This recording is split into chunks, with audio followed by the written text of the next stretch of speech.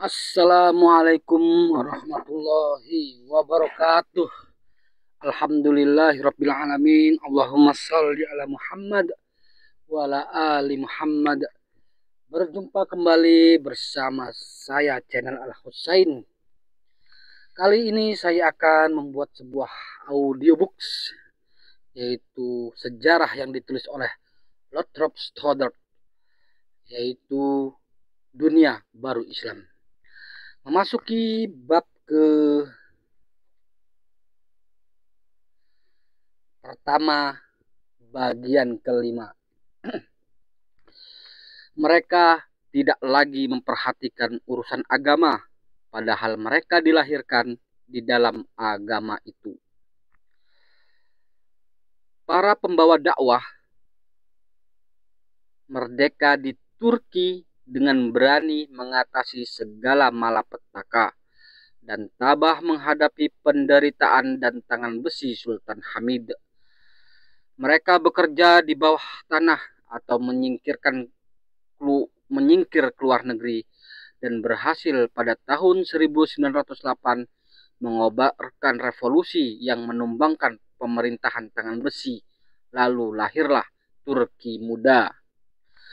Di Mesir, bendera Islah berkibar, dibawa oleh tokoh-tokoh besar seperti Syekh Muhammad Abduh, seorang pembawa perbaikan pada Universitas Al-Azhar, dan teman akrab Lord Cromer. Juga di negeri-negeri Islam yang jauh terpencil, seperti negeri-negeri Tartar bahagian Rusia, dakwah perbaikan berkembang dengan cepat. Semua mujadid merdeka yang kami sebutkan itu mewakili golongan yang menghendaki kemajuan secara evolusi dari Islam. Merdeka konservatif dalam arti kata yang baik, condong kepada perubahan-perubahan yang sehat, tetapi tetap mempertahankan perimbangan tradisi Islam. Mereka menganggap Islam sebagai suatu kekuatan moral yang hidup, yang memberikan kekuatan batin kepada mereka. Di samping itu, ada golongan-golongan lain umat muslimin yang sangat dipengaruhi oleh peradaban barat. Mereka menerima segala-galanya yang datang dari barat, sehingga mereka terlepas dari kebanggaan sejarah spiritual dan kebudayaan bangsanya sendiri. Di tiap-tiap negeri Islam yang maju, lebih-lebih pada negeri-negeri yang telah lama di bawah pemerintahan barat seperti India, Mesir, dan Aljazair, terdapat banyak pemuda Islam yang menuntut ilmu di barat. Mereka menjadi barat dalam segala tingkah laku dan pemikiran. Mereka tidak lagi memperhatikan urusan agama, padahal mereka dilahirkan di dalam agama itu. Mereka tidak merasa takut berterus terang kekosongan agama di dalam jiwanya. Mereka tidak percaya lagi kepada agamanya. Ismail Hamid dari Aljazair telah menerangkan keadaan orang-orang seperti itu yang terdapat pada bangsanya. Pengaruh skeptik Eropa telah mendalam di antara muslimin Aljazair. Pada lahirnya mereka masih bernama muslimin. Dan biasanya mereka tidak menghiraukan sentimen-sentimen agama yang kurang sehat. Mereka tidak melepaskan agamanya, tetapi sama sekali tidak punya perhatian mengembangkannya pada orang lain. Mereka hendak meneruskan agama mereka kepada keturunan mereka.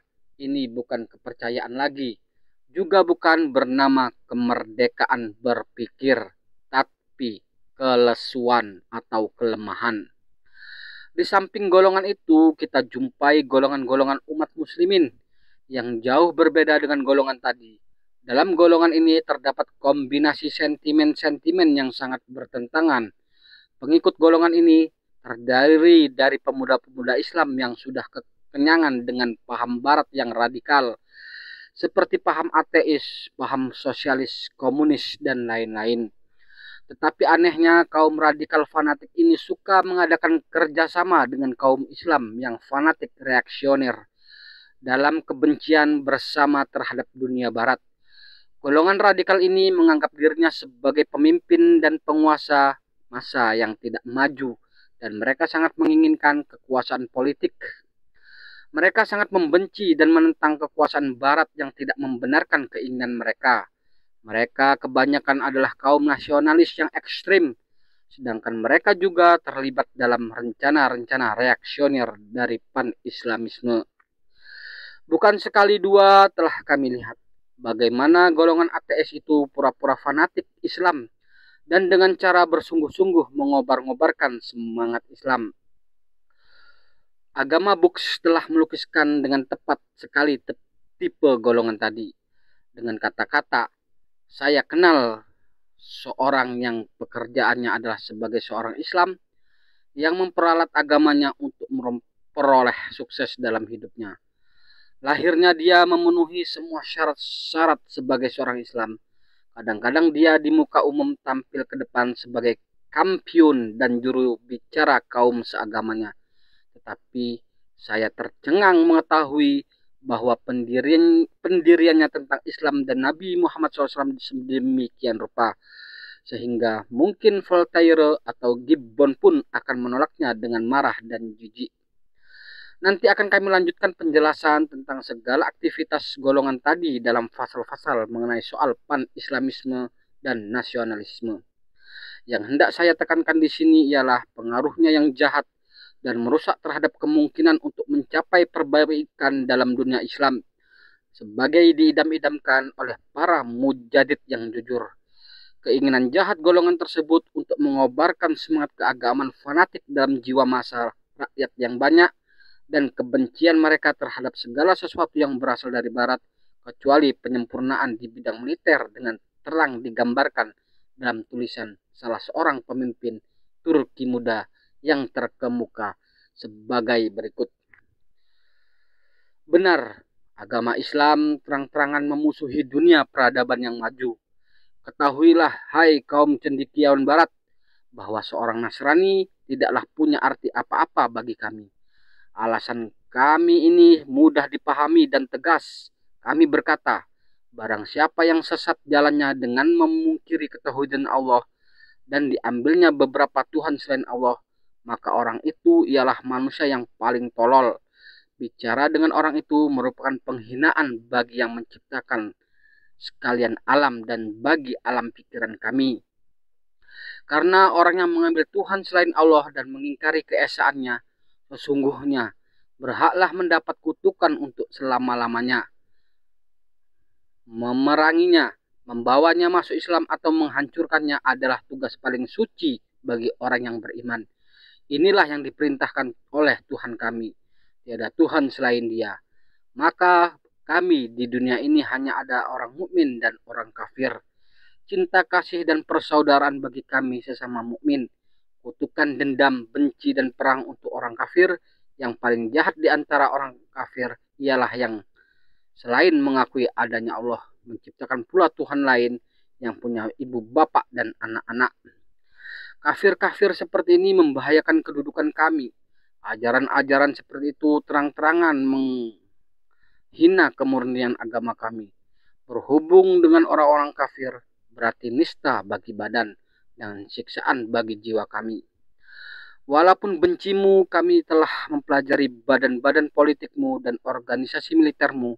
Seakan-akan dalam hal ini kamu serahkan kepada kami senjatamu untuk kami perangi. Dan bertambahlah kekuatan kami menghadapi kamu, dan dengan pertolongan Tuhan kami akan memukul kamu.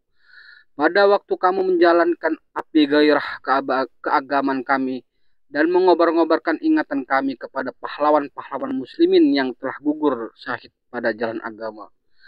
Meskipun aliran dan cara kami berbeda, tetapi kami disatukan oleh pikiran dan tujuan yang sama. Tujuan apa? Peradaban Nasrani. Mustahil. Tulisan di atas adalah petikan dari tulisan Syekh Abdul Haq dalam surat kabar Syarif Pasha bernama Masjurut Ti'ah, Agustus 1921. Sangat disayangkan bahwa ucapan seperti itu memperoleh sambutan hangat dari kalangan kebanyakan umat muslimin, dan selayaknya lah diingat bahwa meskipun kekuatannya kian bertambah, para mujadid merdeka masih sedikit jumlahnya, Di luar mereka terdapat rakyat banyak yang masih bodoh, terkungkung dalam dunianya sendiri, seperti katak di bawah tempurung. Dan dengan fanatik yang membuta, membenci segala sesuatu di luar dunianya penuh kecurigaan. Walaupun mereka mengakui keunggulan Barat dan kelebihannya atas Timur, tetapi kebencian mereka tidak berkurang. Mereka berontak terhadap segala sesuatu yang baru, yang memaksa mereka keluar dari kegelapan. Kemarahan dan perasaan sakit hati mereka makin meluap oleh dominasi Barat yang mengepung dan menindas mereka dari segala penjuru.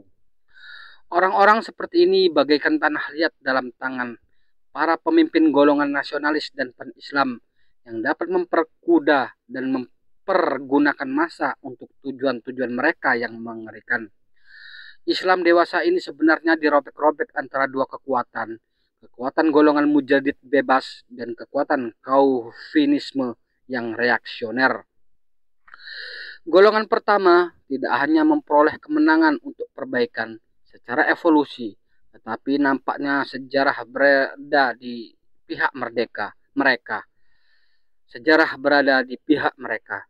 Karena dunia Islam terus-menerus menerima segala pengaruh kemajuan Barat, dan ini akan terus terjadi selama peradaban Barat tetap kokoh sendi-sendinya, terpelihara dari keruntuhan dan kehancuran. Tetapi walaupun kemenangan akhir nampaknya sudah berada di tangan golongan mujadid bebas, namun belum diketahui usaha-usaha apa yang akan dijalankan oleh golongan Calvinisme reaksioner untuk menghalang-halangnya. Jelaslah bahwa baik soal perbaikan Islam maupun soal hubungan Timur Barat sama sekali tidak luput dari ancaman bahaya yang kemungkinannya akan kami bicarakan kemudian. Sementara itu, suatu kenyataan yang mengandung harapan ialah bahwa di seluruh dunia Islam terdapat sejumlah golongan kecil yang berkuasa, terdiri tidak saja dari orang-orang yang berpendidikan Barat, tapi juga dari golongan konservatif yang ortodoks. Mereka ini menyadari sepenuhnya kemunduran Islam dan yakin bahwa perbaikan dan pembaruan total secara bebas dan progresif sekaligus merupakan suatu tugas suci dan suatu keharusan praktis. Bagaimana perbaikan ini akan dijalankan belum dapat ditentukan dengan pasti. Demikian pula belum ada pembahasan secara terperinci mengenai peralatan teknis yang diperlukan bagi tinjauan kita. Sejarah mengajarkan kepada kita bahwa di mana benar-benar ada kemauan untuk perbaikan, entah dengan cara bagaimana, perbaikan itu akan datang juga. Satu hal sudah pasti, semangat untuk perbaikan itu dalam serba macam manifestasinya sudah membentuk perubahan-perubahan nyata dalam dunia Islam seluruhnya. Dunia Islam yang sekarang sama sekali berbeda dengan dunia Islam seabad yang lalu. Gerakan Wahabi telah menyapu bersih segala penyelewengan dan menghidupkan kepercayaan yang lebih murni terhadap agama. Ketekunan mereka yang fanatik telah diimbangi dengan kebajikan moral. Dasar-dasar kebebasan berpikir dan kemajuan Barat makin terus berkembang luas dengan cepatnya. Kalaupun untuk masa depan banyak yang ditakuti, banyak pula yang dapat diharapkan. Demikianlah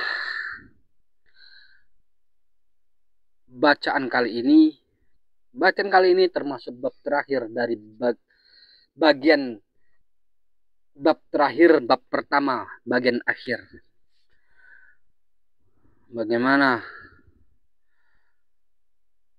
susahnya untuk memperbaiki Islam di zaman itu.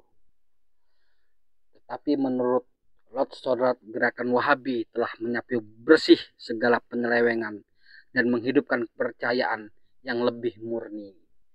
Itulah perjuangan gerakan Wahabi di zaman itu.